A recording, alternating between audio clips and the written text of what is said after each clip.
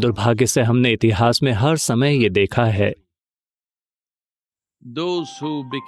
कि जहां लगातार 2-3 पीढ़ियां समृद्ध बनी रहीं, वो बहुत ही छिछोरी आबादी बन गए।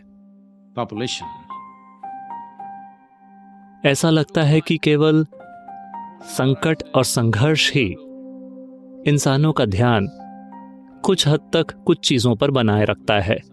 कितने अफसोस की बात है। खुशहाली ज्यादातर लोग नहीं जानते कि इसे कैसे संभालना है। लगातार बनी रहने वाली खुशहाली दुनिया की ज्यादातर सभ्यताओं के लिए आमतौर पर एक तबाही रही है, आज ही नहीं हमेशा से। हमें इसी चीज को बदलना होगा कि भले ही खुशहाली लगातार बनी रहे, हम फिर भी खुशहाल रहेंगे। हम खुद को एक झमेला नहीं बनाएंगे।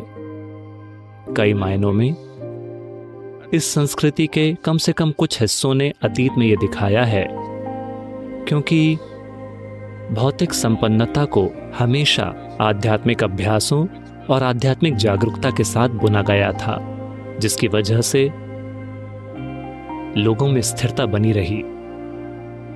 केवल अब इस पीढ़ी में यह बदल रहा है, वरना सिर्फ 25-30 साल पहले अगर आप इस देश में उन जगहों पर गए होते जहां सबसे अमीर लोग मिल रहे हैं, तो आप देखते कि सभी पुरुष हमेशा साधारण सफेद कपड़ों में होते थे।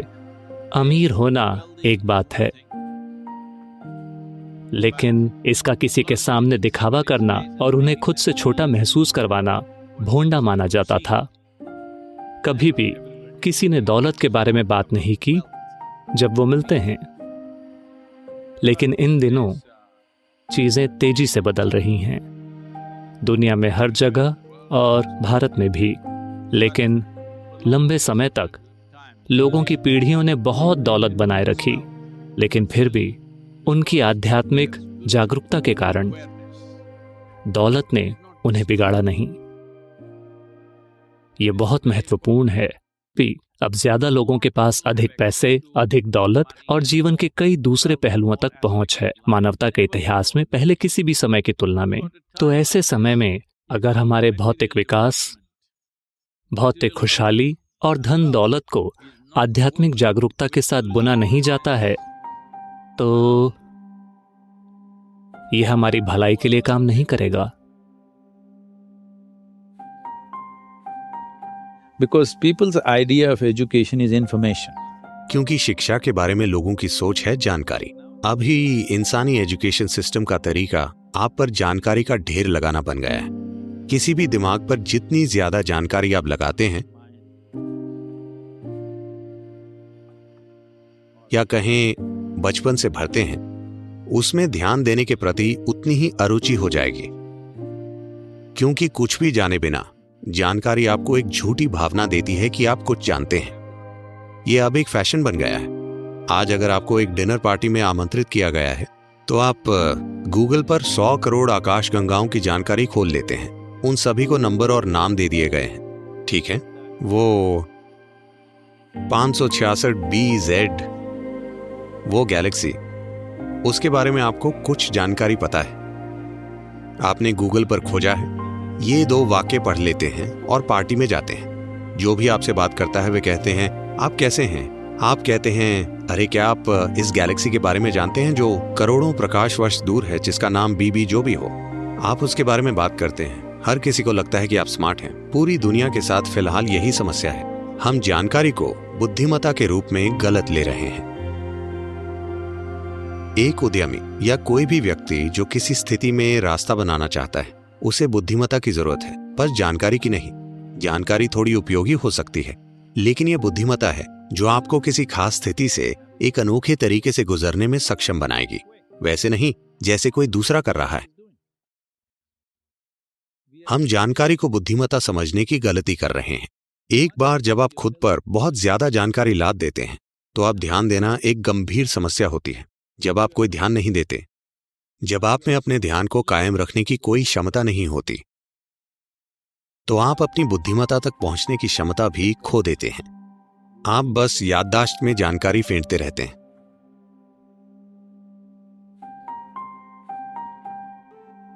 अगर आप अपने मन को संगठन के एक निश्चित स्तर तक व्यवस्थित करते हैं तो ये पूरी प्रणाली को व्यवस्थित करता है। आपका शरीर, आपकी भावना, आपकी ऊर्जा, सब कुछ उसी दिशा में व्यवस्थित हो जाती है। जब आपके ये चारों आयाम, आपका भौतिक शरीर, आपका मन, आपकी भावना और मौलिक जीवन ऊर्जाएं एक दिशा में व्यवस्थित हो जाती हैं, जब आप ऐसे हो जाते हैं तो आप जो भी चाहते हैं वो वाकई छोटी उंगली उठाए बिना होता है। आपके काम करने से उसमें मदद मिलेगी, लेकिन कोई काम किए बिना भी activity, you can still manifest what you want. आप वो बना सकते हैं जो आप चाहते हैं, अगर आप इन 4 आयामों को एक दिशा में रखते हैं और कुछ समय तक उन्हें उसी दिशा में स्थिर रखते हैं। अभी आपके मन की समस्या है कि हर पल ये अपनी दिशा बदल रहा है। ये ऐसा है जैसे आप कहीं जाना चाहते हैं और हर 2 कदमों पर आप अपनी दिशा बदलते रहते हैं, तो आपका मंजिल तक पहुंचना बहुत मुश्किल है जब तक कि यह संयोग से न हो। तो अपने मन को व्यवस्थित करना और उससे पूरे सिस्टम को और अपने इन 4 बुनियादी आयामों को एक दिशा में व्यवस्थित करना, अगर आप ऐसा करते हैं तो आप खुद कल्पवृक्ष हैं। Anything that you wish will happen. मान लीजिए आप घर बनाना चाहते हैं। अगर आप सोचने लगेंगे, अरे मैं एक घर बनाना चाहता हूँ, घर बनाने के लिए 50 लाख रुपए चाहिए, मेरी जेब में 50 रुपए हैं, नहीं होगा, नहीं होगा, संभव नहीं है। जैसे ही आप कहते हैं संभव नहीं है, आप ये भी कह रहे हैं कि मैं ये नहीं चाहता। तो एक स्तर पर आप इच्छा पैदा कर रहे हैं कि आप कुछ चाहते हैं, दूसरे स्तर पर आप कह रहे हैं मैं ये नहीं चाहता। तो इस संघर्ष में ये शायद न हो पाए।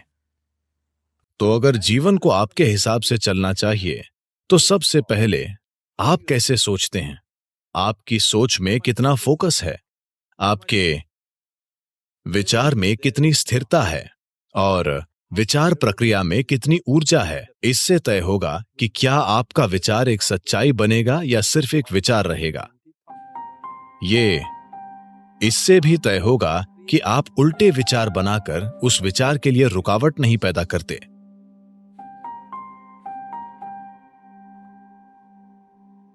ये इंसानी प्रकृति है कि जो चीज आपको नहीं मिली है वही आपको सबसे ऊंची चीज लगती है। जो आपके पास नहीं होता उस पल वही सबसे बड़ा लगता है। एक चींटी जिसका दिमाग आपसे 10 लाख गुना छोटा है वो भी जीवन चला लेती है। आपका दिमाग इतना बड़ा है, आपको क्या समस्या है?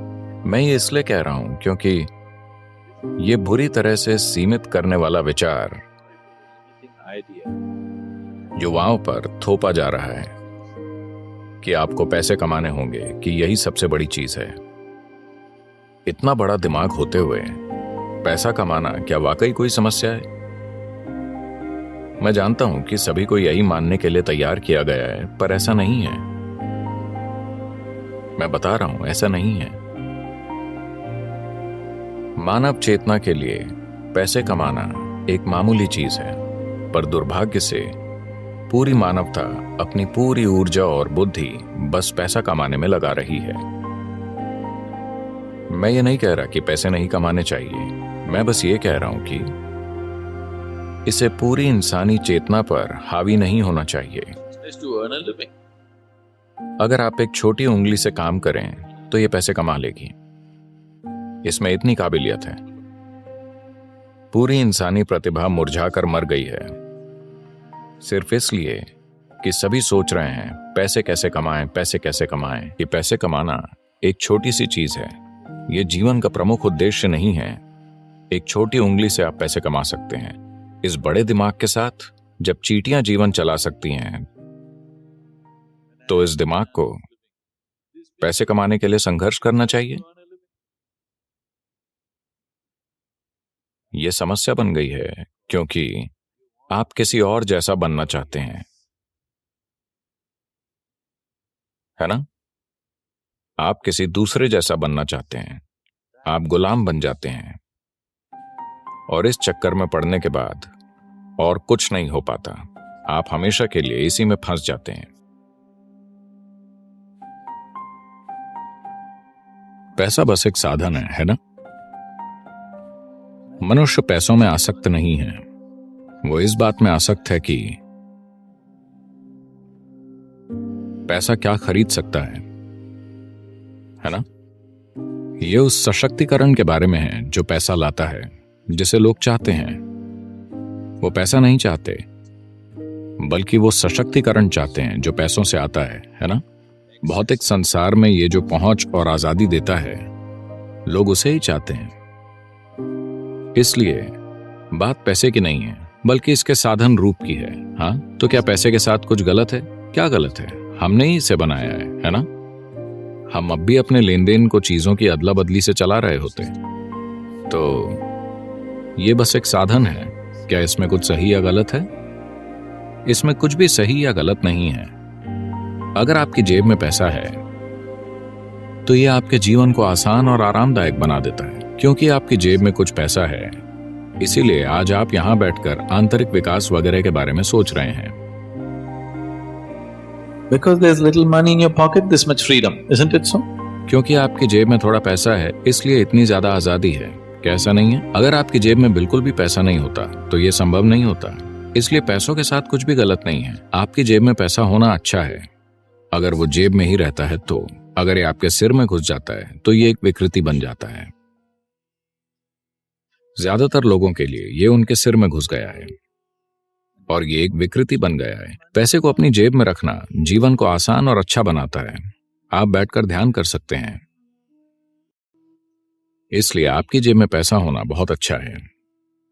आपके सिर में पैसा वो एक विकृति है जो आपको नष्ट कर देगा।